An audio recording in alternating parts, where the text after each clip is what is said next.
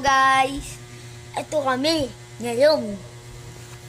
May papag-usapan tayo guys ngayon. Di ba may part 1 ako nun, yung abs, tapos yung ano ko, yung muscle ko, tapos abs ko, di ba? Ito ang abs, muscle ko muna dito muna, muscle yan. Maliit yung to! Ito malaki! Ganyan lang. Ganyan lang, diba? Pero pag nakaupo, tignan nyo guys. Lang.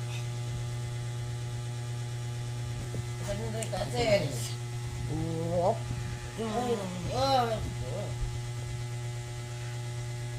Ayan. Langkas itong abs ko. Abs ka.